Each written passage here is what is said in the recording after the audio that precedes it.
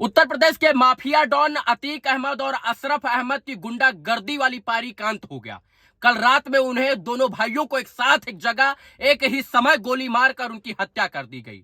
उससे पहले अतीक अहमद के बेटे जो है असद अहमद को भी पुलिस मुठभेड़ में मार गिराया गया था। और कहते हैं कि अतीक, अशरफ और असद का जिस तरीके से खौफ था प्रयागराज के आसपास के इलाकों में, वो खत्म हो गया इन तीनों की मौत के बाद। योगी जी ने कहा था मिट्टी में मिला देंगे, और इस बात को अतीक अहमद ने स्वीकारा भी था। उसने कहा था कि मेरे परिवार के लोगों को, मेरे बीबी और बच्चों को ना परेशान किया जाए, क्योंकि मेरी जो माफियागिरी थी, जो गुंडागर्दी थी, वो मिट्टी में मिल गई। मैं तो मिट्टी में मिल गया हूं। लेकिन बहुत सारे ऐसे छछूंदर लोग हैं इस देश और इस समाज में जो धर्म और मजहब के नाम पर, जात के नाम पर अभी भी लड़ रहे हैं। आप बताइए सर, किसी गुंडा का, किसी मवाली का, किसी भी अपराधी का, किसी भी आतंकवादी का जाति, धर्म, मजहब होता है क्या? तो अगर गुंडागर्दी का जो है जाति होता है, धर्म होता है, मजहब होता है, अपराधी का, आतंकवादी का जाति और धर्म मजहब होता है, तो कल आप लश्कर तैयबा का भी समर्थन कीजिएगा अगर उसका एनकाउंटर हो जाए या उसे मार दिया जाए। तो आप जो है जैसे मोहम्मद का भी जो है समर्थन कीजिएगा। हमको तो ये लगता है सर, किसी अपराधी का जो है माओवादी का, किसी अपराधी का, किसी आतंकी का, किसी आतंकवादी का, किसी अपराधी का कोई जाति, धर्म, मजहब नहीं होता है, बल्कि वो सबसे ऊपर उठकर, जाति धर्म से ऊपर उठकर, वो मजहब से ऊपर उठकर वो एक अपराधी और आतंकवादी होता है। और मैं ये भी कहता हूं, बार बार कहता हूं, कि अगर आतंकवाद के रास्ते में, आतंकवादी के रास्ते में, किसी जो है अपराधी के रास्ते में, किसी माफिया गुंडा गर्द के रास्ते में कोई भी इंसान आएगा, तो वो जाति धर्म को ऊपर रखकर सबसे पहले वो अपने रास्ते के कांटे को साफ करेगा। तो आप किसी गुंडागर्दी करने वाले इंसान के लिए क्यों रो रहे हैं, क्यों चीख रहे हैं, क्यों बिलख रहे हैं? सोचिए, कौन था अतीक अहमद? जिसके डर से लोग चुनाव नहीं लड़ते थे, वो था अतीक अहमद। जिसके नाम से लोग कांपते थे, वो था अतीक अहमद।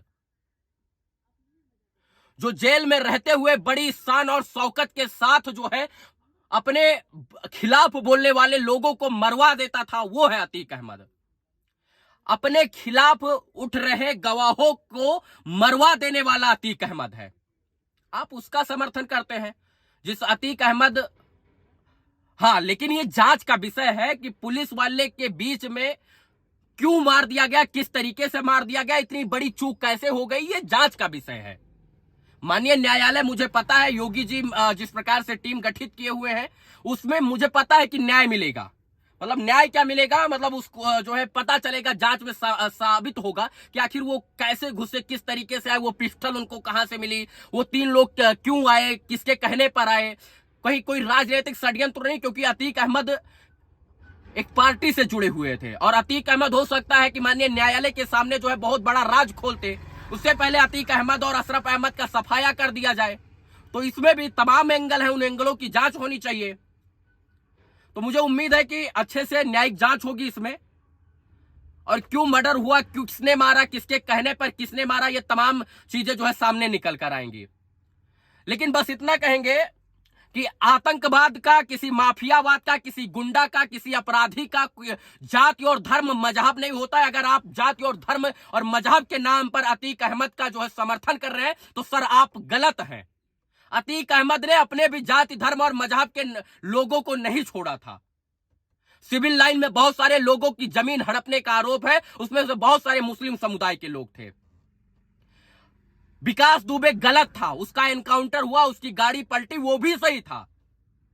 अगर कुछ लोगों को वो बुरा लग रहा है, तो वो भी अतीक अहमद के साथ जो हुआ वो आप जाने सही या गलत, लेकिन वो अपराधी था, ये मैं मानता हूं।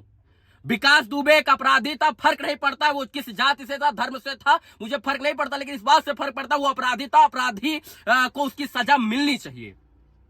कल को आप लश्कर तैयबा का सपोर्ट कीजिएगा, वो आतंकवादी है, तो कि भाई हमारे जाति, हमारे धर्म का था, जैसे मोहम्मद का आप लोग समर्थन कीजिएगा। खैर ठीक है।